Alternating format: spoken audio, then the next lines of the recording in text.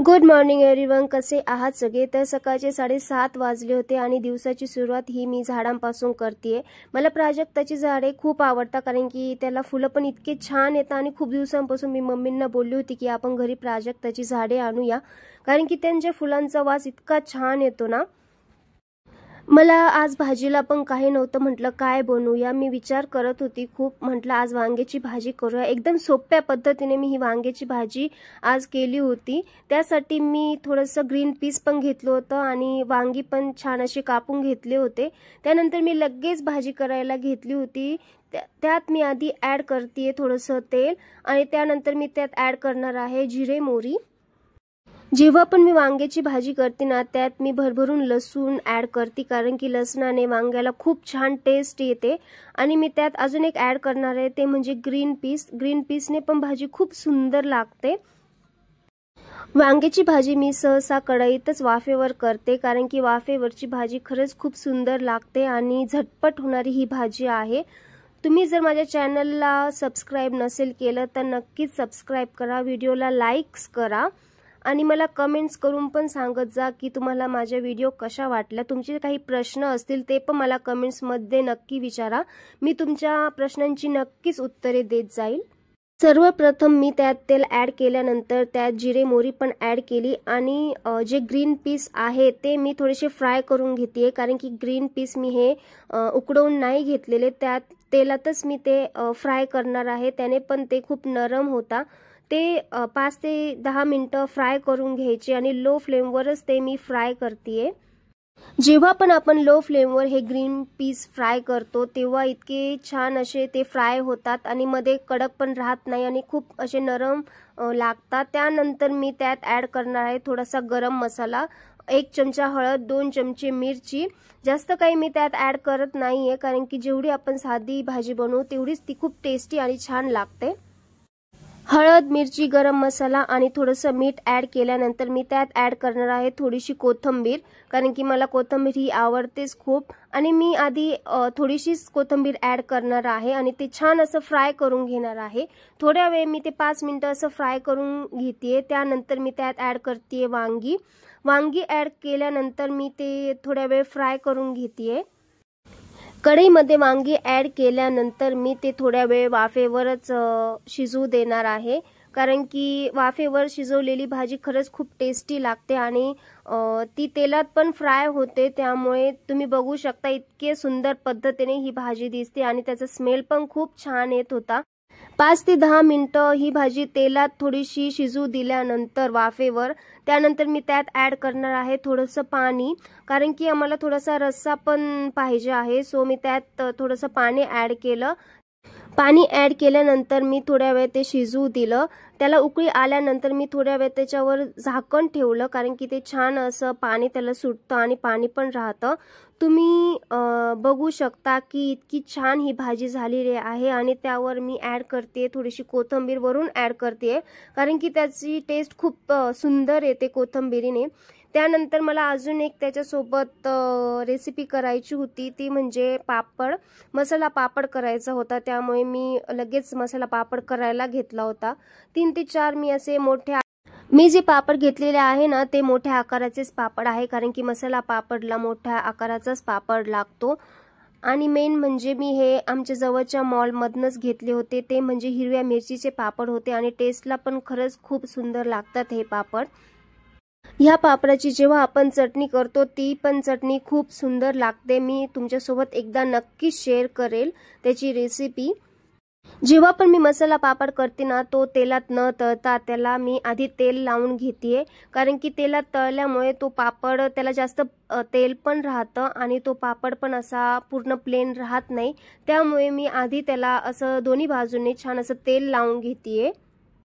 दोन्ही बाजूंनी तेल लावून झाल्यानंतर मी लो फ्लेमवरच तवा ठेवलेला आहे आणि तव्याला पण मी थोडंसं तेल लावून घेते। त्यानंतर मी पापड त्यावर फ्राय करणार आहे। दोन्ही बाजूने मी हा फ्राय करणार आहे, त्याला जास्त तेल लागत नाही आणि तो पापड पण असा प्लेन आणि सरळ राहतो कारण की आपल्याला मसाला पापड करायचा आहे सो तो असा प्लेन पाहिजे। जेव्हा पण असा पापड आपण फ्राय करतो ना, तेव्हा आपल्याला तेल पण जास्त आपलं नासत नाही आणि तेल पण जास्त लागत नाही, जास्त ते ऑइली पण पापड होत नाही। त्यामुळे मी असाच फ्राय करून घेते। आम्ही जेव्हा पण पापड खातो तेव्हा मी असाच फ्राय करून घेते। पापड हा दोन्ही बाजूने चांगला फ्राय करून घ्यायचा आहे। थोडासा गुलाबी होईपर्यंत हा फ्राय करायचा आहे आणि बघून घ्यायचा आहे की चांगला फ्राय झालेला आहे की नाही। दोन्ही बाजूने कडक राहायला नको, कच्चा राहायला नको, त्यामुळे दोन्ही बाजूने छान असा फ्राय करून घ्यायचा आहे पापड फ्राय करून झाल्यानंतर मला त्यात ॲड करायचा आहे कांदा, टोमॅटो आणि कोथिंबीर। त्यामुळे मी कांदा, टोमॅटो आणि कोथिंबीर छान असे बारीक कापून घेतेय आणि त्यात ॲड करतात ते म्हणजे बारीक शेव, पण माझ्याकडे बारीक शेव नव्हती, सो मी त्यात ॲड करणार नाहीये।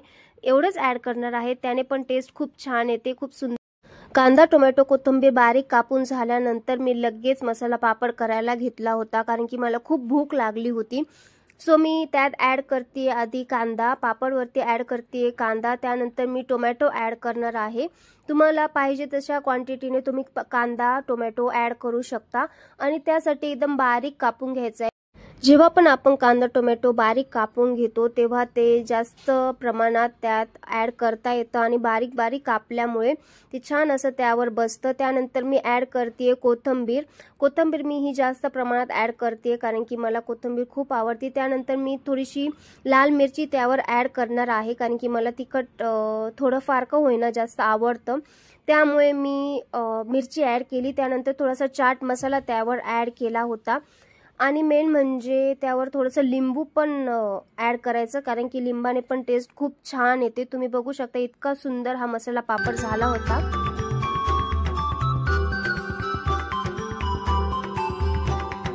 मसाला पापड बघितल्यावर मला अजून भूक लागली होती जास्त, सो मी लगेच मम्मींना एक मसाला पापड दिला आणि मी लगेच खायला घेतला, कारण की मला राहवतच नव्हतं। मला मसाला पापड असं पण खूप आवडतो आणि टेस्टला पण इतका सुंदर झाला होता ना। तुम्ही एकदा ही रेसिपी नक्कीच ट्राय करून बघा। यावर शेव पण ॲड करता, बारीक शेव पण ॲड करता। मी तुमच्यासोबत काही क्लिनिंगचे व्हिडिओ शेअर करते, कारण की घर क्लीन असलं तरच घरात खूप फ्रेश वाटतं। सो मी रोजच झाडून घेते, कारण की जास्त पसारा असला ना की घर पण असं अस्ताव्यस्त आणि खूप चांगलं वाटत नाही। सो मी रोज घर क्लीन करते आणि रोज घर क्लीन केल्यामुळे घरात पण खूप फ्रेशनेस वाटतो। आणि जर कधी असं वाटलं की कंटाळा आला की मी कंटाळा नाही करत, कारण की कंटाळा केला की दुसऱ्या दिवशी जास्त काम वाढतं व जास्त पसारा होतो, जास्त धूळ पण होते। त्यामुळे मी रोजच्या रोज असं झाडून पुसून घेत असते, त्यामुळे आपलं घर पण खूप सुंदर दिसतं। आमचं घर रोड फ्रंटला असल्यामुळे घरात फार अशी धूळ येते आणि किती पण नाही म्हटलं तरी थोडीफार का होईना धूळ ही साचते, त्यामुळे मला रोजच्या रोज असं क्लीन करावंच लागतं। त्यामुळे मी जास्त कंटाळा न करता रोजच्या रोज सगळं झाडून घेते आणि सोफ्या खालून वगैरे पण मी रोज झाडून घेते, कारण की यज्ञेशा खेळत असते, चॉकलेट्स वगैरे पण ती खाते, त्यामुळे त्याचे रॅपर्स वगैरे पण असतात। सो रोजच्या रोज सोफ्या खालून पण असं झाडून घेते, त्यामुळे पण जास्त धूळ राहत नाही। आपण कंटाळा करतो, बट रोज असं तुम्ही करत जा, त्यामुळे घरात असं क्लीननेस पण वाढतो। आपलं असं असतं ना की रोज रोज तेच काम करून करून आपल्याला कंटाळा येतो आणि आपण टेन्शन घेतो। असं न करता मी रोज काम करते, कारण की टेन्शन घेतलं तर आपला त्याचा शरीरावर खूप परिणाम होतो, आपण त्याचा ताण घेतो। बट मी काही ताण न घेता टायमिंगनुसार सगळं काम करते, त्यामुळे काम पण लवकर होतं आणि आपल्या स्वतःसाठी पण खूप वेळ देता येतो। तुम्ही पण असंच करत जा। आपण जर टेन्शन घेतलं तर त्याचा परिणाम आपल्या शरीरावर होतो। जेव्हा पण मी काम करते तेव्हा पण मी खूप आनंदाने आणि खूप मनापासून काम करते, त्यामुळे जास्त ताण होत पण नाही आणि काम पण खूप लवकर होतं। आणि कामात जर मग्न असलं ना, काम मनापासून केलं ना, तर सगळं काम खूप सोपं होतं आणि खरंच खूप लवकर होतं। तुम्ही पण असं करत जा। मी तुमच्यासोबत असेच रोजचे डेली यूजचे व्हिडिओ शेअर करत जाईल। तुम्हाला हा व्हिडिओ कसा वाटला नक्कीच कमेंट करून सांगा। चॅनलला सबस्क्राईब करा, व्हिडिओला लाईक करा। थँक्यू।